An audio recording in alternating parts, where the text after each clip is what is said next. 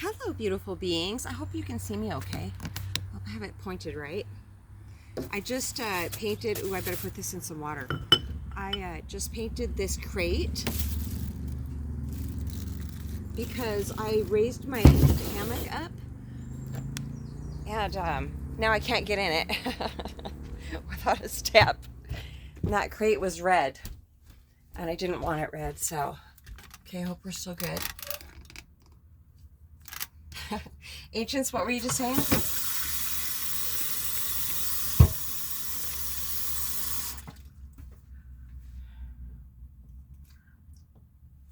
The ancients are saying that it is imperative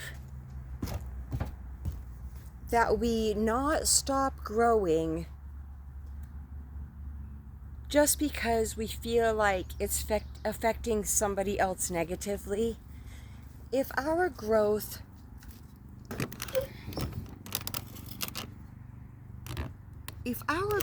affects somebody else because our growth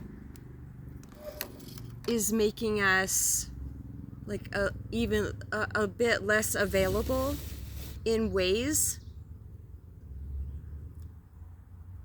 that's an example. If that affects somebody, that's normal. But I can't, my desire has always been, this is way too wobbly, this is wiggly. My desire, of course, has always been to ascend as high as I possibly can, which I will just be able to keep doing in this lifetime. And so I've come to places in my ascension where it's tempting, and I have done it. That's why the ascension process looks so cyclical, is because, for me anyway, I have kept going back to things that I still hadn't healed all the way, conditioned ways of being that I wasn't quite done with yet. I would keep going back, and so it would seem like, oh geez, haven't I already been here? I thought I was already done with this. But things will just keep coming up until they're completely healed, and then they won't come up anymore. I still see some things come up on my peripheral, but they have no attachment to me anymore because I've practiced long enough to not give my attention to useless thoughts that come in.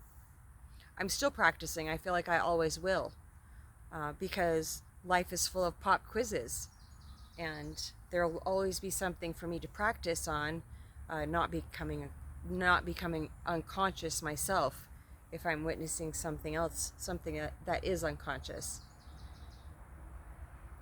So it's challenging, of course, to navigate growth and knowing we're affecting other people that we love, because sometimes the behaviors that I've been shedding are behaviors that made it look like I loved that person more than maybe now my behavior is different. I don't spend as much time with certain people in my life. Just automatically, it's went from, ancients, please help me just sum this up.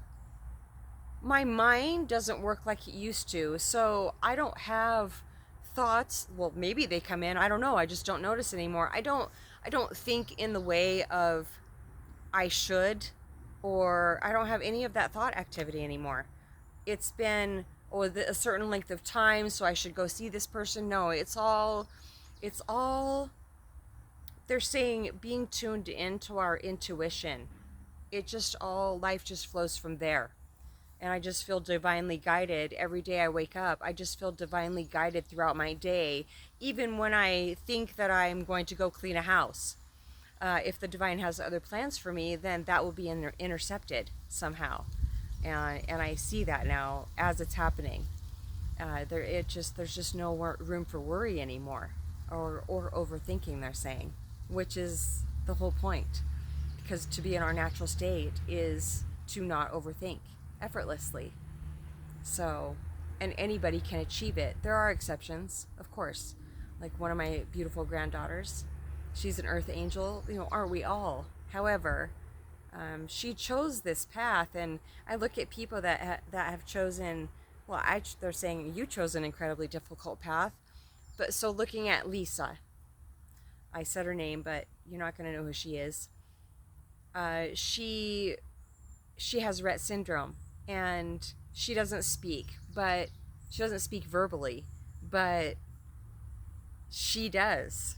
We speak telepathically, and she just rivets on our eyes, and she's just incredible. Yeah, it's quite an experience to be with her, and I speak to her also when I'm not around her. I speak to her telepathically in presence, because she's in presence. She's not suffering at all. She doesn't feel trapped at all.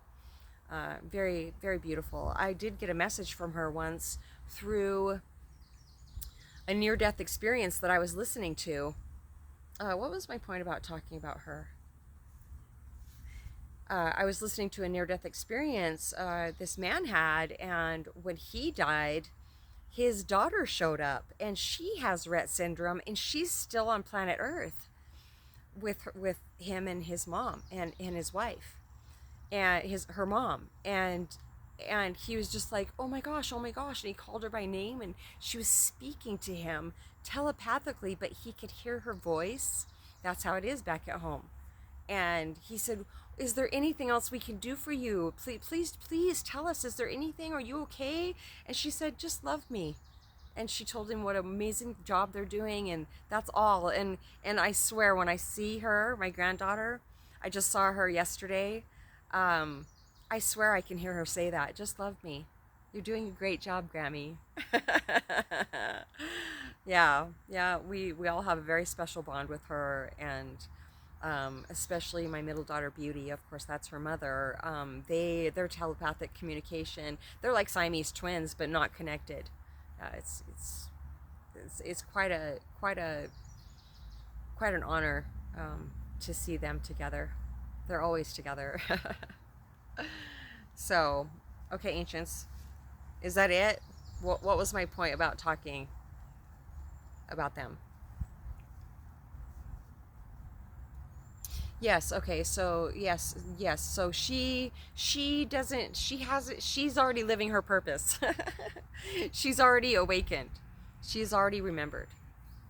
So and there are certain people, beautiful beings, that have a type of mental disorder that would not allow them to ascend that like other people are ascending.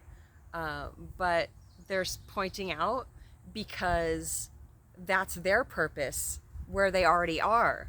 Uh, they're already fulfilling their purpose.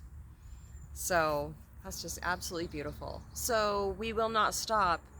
We will not stop growing, no matter who we feel it's affecting. And that may sound cold, but it's not.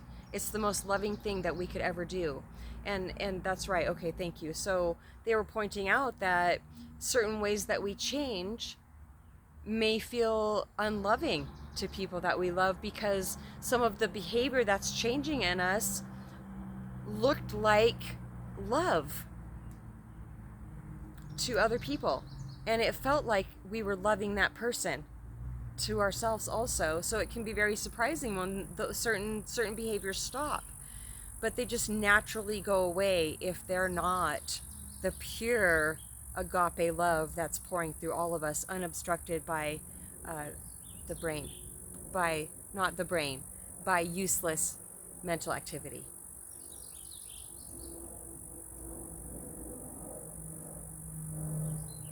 Anything else, ancients? It smells so good here. Nope, that's it for now. satsangwithmamaji@gmail.com.